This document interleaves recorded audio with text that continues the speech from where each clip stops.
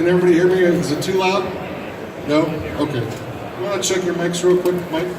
Check. Mike. Check, Mike. Hear me, Mike. All right, so thanks so much for coming out to the North Texas Comic Book Show today. It's great that you're here. And we have three fine gentlemen here, known for, I don't know, some comic publication.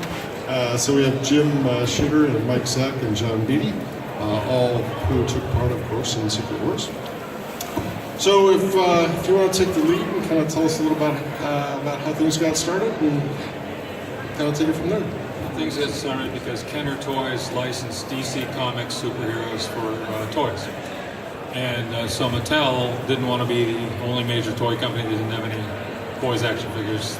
They had Masters, but that was for the littler kids. So they came to Marvel and they said they wanted to maybe license our characters because we were the only game left in town. So the licensing people said, oh sure, yeah, we got Ghost Rider, and I think these people had never opened a comic book in their lives, they had no idea. So I'm summoned to this meeting, and because I was the only one who could tell them, and so I'm saying, oh, we got Iron Man, we got Thor, we got this, and they said, well, nobody's ever heard of them. Now in the comic book world, we were dominating. We were like 70% of the market. Everybody knew who Thor was. But outside of this building, outside in the real world, everybody knew Superman, they knew Wonder Woman, they knew Batman, they knew Robin. But nobody ever heard Daredevil. Regular civilian people? Nah. So anyway, Mattel said, all right, well, we'll do this if you do some spectacular publishing event that will get a lot of publicity so the characters will become better known. And every day in the fan mail, I'd get suggestions from people, about maybe a dozen a day, saying, why don't you put all the major heroes and all the major villains in one big story? And so anyway, they said, do a spectacular publishing event. Everybody in the room looks at me. Like, well, what do you got? So I said, I got an idea. Let's do one big story with all the major heroes and all the major villains. And so they liked that. And so we started off, and it was difficult. I cooked up a story, and then I told Mike, hey Mike, we need all this stuff designed.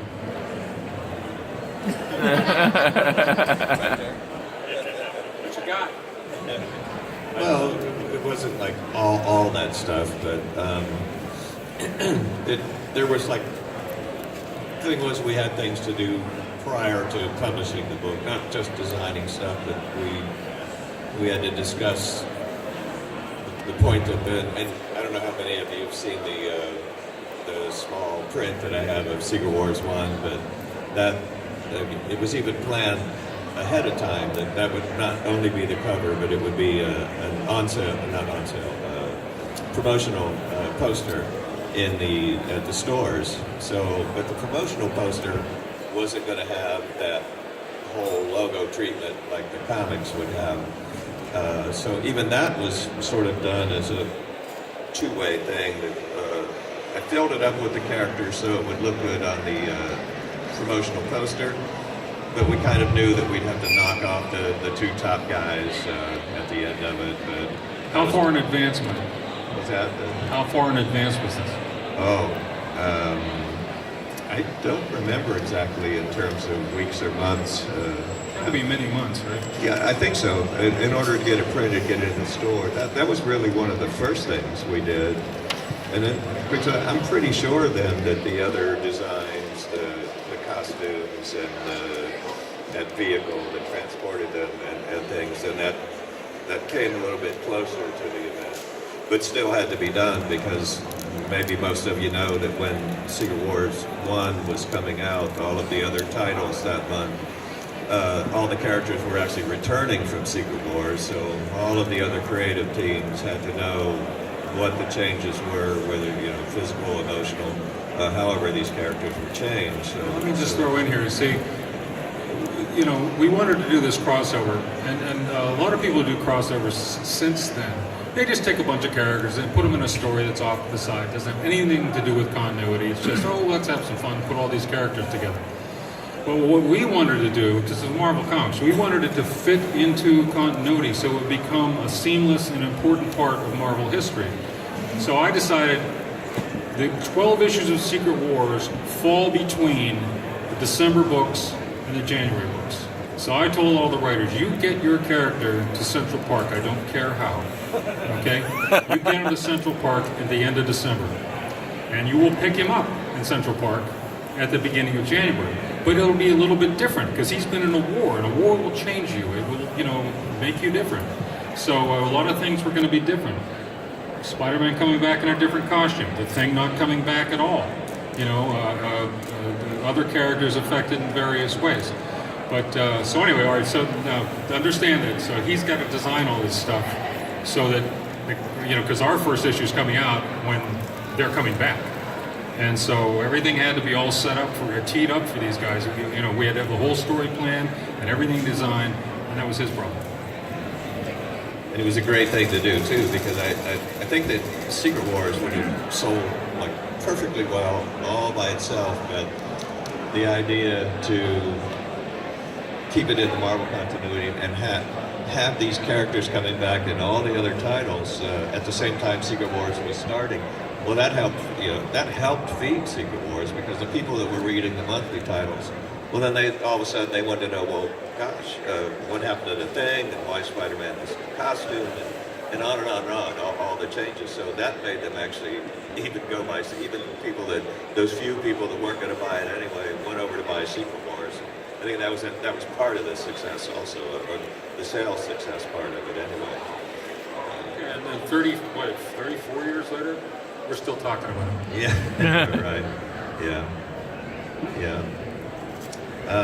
So yeah, that was it, and we got it started, and I think I'm pretty sure it started late, if I remember right. It was my fault. Yeah. I was kind of busy being editor-in-chief and then going home and writing until 2 in the morning. Yeah, so it was one of those, it was certainly a different project for John and I, you know, because it was some sort of a more rush thing, and many of the other projects I was, you know, as penciler, I was able to sort of see like say the complete plot, you know, or at least a summary of everything that was going to happen. But this, Jim was kind of writing as it went along in a way. So I had it all planned out, but I didn't have all the plot by plot done. Okay, so there was information he needed that I hadn't provided him.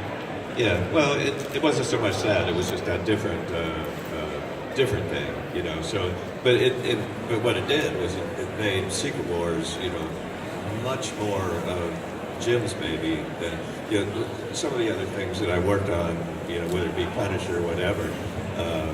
You know, there was, like, I guess having everything up front, you know, allowed for more input. But you know, I was pretty much just waiting for your direction. You know, all right, I got 2 things to say. Number one, yeah, we got behind the 8 ball and we were struggling to keep up. Okay, but every issue shipped in the month it was supposed to ship. That's one. Number 2, when you're rushing, there's 2 ways to do it. You can do it fast and sloppy, or you can stay up all night. These guys stayed up all night.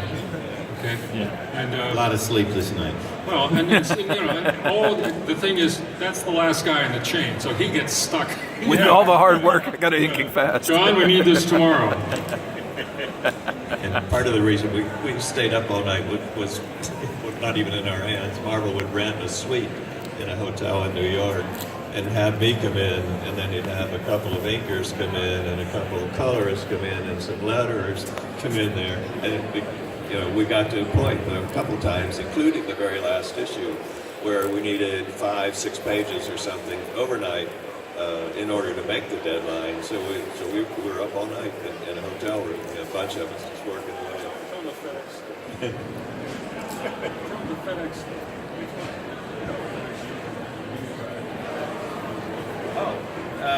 Yeah, back in the day when FedEx had just started, because we used to just ship stuff regular mail. We didn't have FTP or anything like is around today, which would have been great. The FedEx in my city, Daytona Beach, it was very small. One guy was operating it. He was everything, but there wasn't a lot of volume to begin with. And so he kept, you know, he probably made more deliveries to my house than, anyplace else in the city at this time. So he kind of got to know me. He kind of asked, you know, what are you getting packages every day? And I told him, and he said, wow, that's really cool. So I would take packages out, and they had a really rigid, like, you know, at 6 o'clock at night, that door locks and you don't get in because they have to start sorting stuff. And I was like the only one he would, you know, if I was running a little bit late and I knocked on the door and he saw it was me, he would let me in and take my package. So I was very, very thankful for that. And there were a lot of times that I had to use that little bit of privilege to get him to open the door and take the package so that it would get up to New York on time. The other thing I wanted to say is that in comic books history, you know, going back to Will Eisner's early days, it's not unusual at all for an inker to, you know, get some friends to come in and help him out when it's a deadline. Not the penciler. I mean, Mike never used any assistants. No, but Mike didn't. So some pencilers do. I mean, if you see something that's drawn by Alan Weiss, I'm telling you, half of it's drawn by Jim Sherman. Right? But the thing is, you know, I mean, that's kind of standard issue in comics. Is you know, something's running a little late, and we at Marvel had a commitment to that deadline, and so we do every trick we could. We have the pages. We take photocopies of the pages and have the vellum put over the photocopy and have the letterer letter it on the vellum while he's inking it, and then we paste up the balloons so they could be lettered and inked at the same time. And you know, stuff like every trick in the book, man. But we got it done, and these guys stayed up all night and they did the best they could, and I, you know, basically screwed them. But you know, the thing is, you know, it was the best I could do. It was the best they could do, and I think that, you know, we're still talking about it 34 years later, so we must have done something right. I think I actually remember a story that, and I was up staying at Mike's at the time, and In Connecticut. Was Elliot Brown, was he at the time? Yeah, he was the there. Falco's assistant? Yes. Yeah. Right, okay. So he called me at Mike's or something, and he said, look, you know, you do figures, we got to get you a background guy. He gave me 2 names of people to call to see if they could do it. One was Kyle Baker. Okay. Oh, And yeah. Kyle Baker could do it, and I said, okay, I'm going to come in the city, give you pages tomorrow, and we met up, and he did backgrounds on that one, and I believe at the time, since it was not my fault for being late or anything like that. No, seriously, and this is important because I do believe that Jim made it so that Kyle would get a rate for doing backgrounds, but they would pay me my full rate since, you know, they basically, you know. This is something I invented. I called it Yeah. I called it combat pay. And Okay. it was on them because they put me behind that 8 ball, and they knew I couldn't do it, so they, you know. So when we had a situation like this, you know, we would pay the guy extra because he had to stay up all night, you know. And sometimes it was, like he said, we paid him for the whole job even though there was a background man. Sometimes we would pay rate and a half, whatever your rate was, plus a half. And then if it was really desperate, it's double rate. And then we paid a lot of double rate. What saved us is that Marvel was doing so well at that time that we had the money. We could do it, you know. And it was more important to me to get that book on time than to keep it on budget, you know. And you know, we did some heroics and stuff, but I think everybody did their best. And I think some of these guys who helped out, I think they actually enjoyed it. You know? Yeah, I think, you know, I think in the long run, you know, they can look back and they can see stuff they did on Secret Wars 2 and point to it. If you look at issue 12, it's especially apparent. You flip through the book and you say, that looks like Art Adams did it. Anyway. Oh, you want to open the questions? You want to have questions? You know, we'll tell you funny stories about people. Anyone you want to hear? Seriously, you know. Who's got a question? Okay, start over here. Jim, what was the best prank that your staff played on you in the Marvel offices? prank that they played on me. On you. That never happened.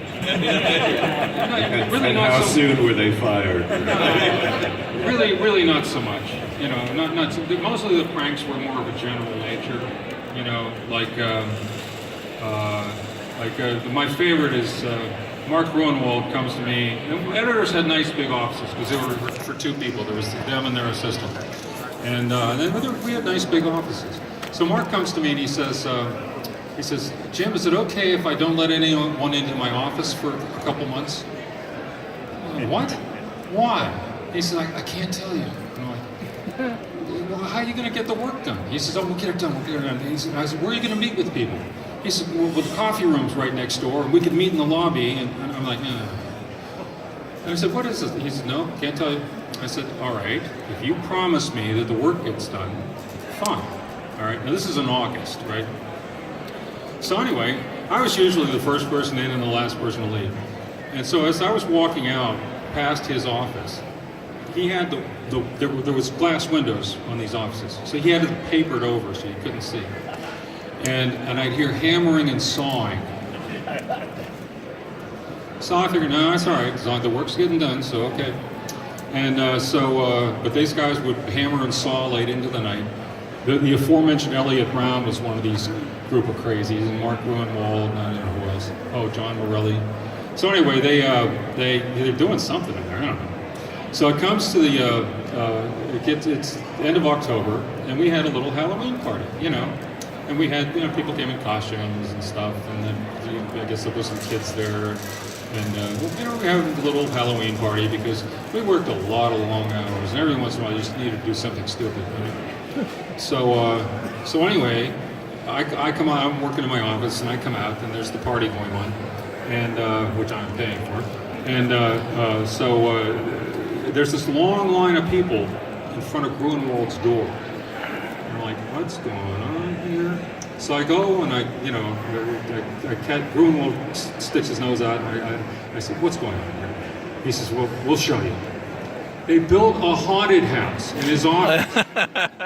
And they built creaky stairs. How do you build creaky stairs?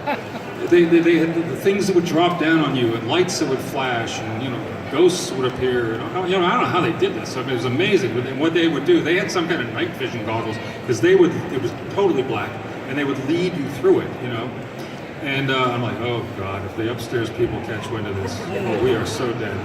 We are so dead.